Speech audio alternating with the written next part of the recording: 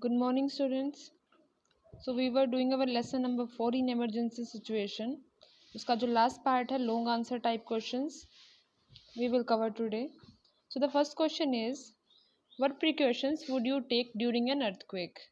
कि earthquake के time पे हमें कौन कौन सी precautions करनी चाहिए, कौन सी चीज़ें हैं जो हमें ध्यान में रखनी चाहिए या करनी चाहिए.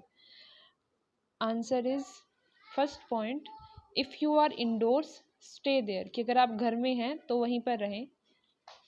Second, avoid standing near windows, large mirrors और under hanging objects, कि आपको जो खिड़कियां हैं, बड़े बड़े शीशे हैं या फिर लटकने वाली चीज़ें हैं जो कुछ ऊंचाई पे लटकी हुई हैं उनके पास, उनके अंक के नीचे खड़ा नहीं होना चाहिए. Third is, if you are outdoors move to an open area, कि अगर आप घर से बाहर हैं तो किसी ओपन एरिया में चले जाएं. Away from buildings, power lines and trees, जो कि क्या हो, बड़ी बड़ी या छोटी मोटी जो भी आपकी बिल्डिंग्स हैं उनसे दूर हो. पावर लाइन्स, जो बिजली के खंभे हैं या तारे हैं उनसे दूर हो. और पेड़ों से भी दूर हो. ऐसा कोई ओपन एरिया हो वहाँ पे आप जा सकते हैं. Second question is, how can we ensure our safety during man made emergencies, कि हम मैन मेड एमरजेंसीज के टाइम पे अपनी सेफ्टी को कैसे इंश्योर कर सकते हैं, कैसे अपने आप को सेफ रख सकते हैं. First is live in peace and harmony, कि हमें शांतिपूर्वक रहना चाहिए, मेल जोल बनाकर लोगों के साथ रहना चाहिए. क्योंकि जो युद्ध होते हैं या लड़ाइयाँ होती हैं वो एक मैन मेड इमरजेंसी है. अगर हम शांति से रहेंगे एक दूसरे के साथ तो वो सब नहीं होगा. Second, follow all the safety rules while driving और वॉकिंग ऑन द रोड, कि हमें ड्राइव करते हुए, अगर आप कार या गाड़ी या बाइक कुछ भी चला रहे हैं वो चलाते हुए या फिर रोड के ऊपर चलते हुए सेफ्टी रूल्स जो हैं उनको फॉलो करना चाहिए. अगर कुछ डायरेक्शंस के रूल्स आपको दिए हुए हैं या फिर रोड्स के बारे में डायरेक्शंस दी हुई हैं, स्पीड के बारे में कुछ डायरेक्शंस दिए हुए हैं तो उनको फॉलो करना चाहिए ताकि जो रोड एक्सीडेंट्स होते हैं उनसे बचा जा सके. Do not touch an unidentified object in और अराउंड द पब्लिक प्लेसेस, कि अगर कोई अनआइडेंटिफाइड ऑब्जेक्ट है यानी कि एक ऐसी चीज़ जो आपने पहले वहाँ पे नहीं देखी है या फिर आपको उसके बारे में नहीं पता है, उसको नहीं छूना चाहिए.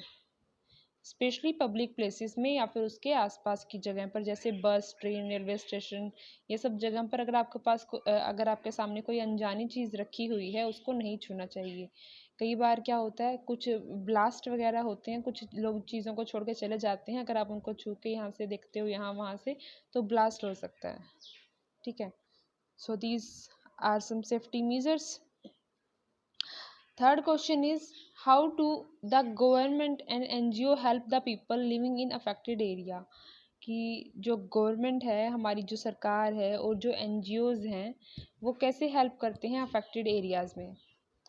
तो फर्स्ट पॉइंट इज़, अब जो गवर्नमेंट जो है या NGOs है अपने जो वर्कर्स है वहाँ पे अपॉइंट करते हैं. वर्कर्स में कैसे लोग होते हैं, एयरफोर्स के होते हैं, डॉक्टर्स होते हैं, आर्मी मैन होते हैं, मीडिया, कुछ भी हो सकता है, या उनके सेल्फ वर्कर हो सकते हैं जो हेल्प प्रोवाइड करवाते हैं.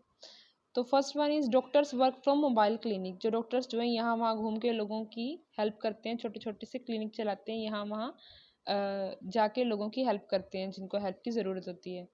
Air force supplies food, water and clothes, जो एयरफोर्स है जब जहाँ पे अगर बाढ़ आई हुई है, जहाँ पे रास्ता बंद है तो वहाँ पे क्या करते हैं एयरफोर्स के लोग जाकर जो हवा के रास्ते से एयरफोर्स में जाकर, प्लेन्स में जाकर वहाँ पे लोगों को फूड प्रोवाइड करते हैं, वाटर प्रोवाइड करते हैं और क्लोथ्स भी प्रोवाइड करते हैं.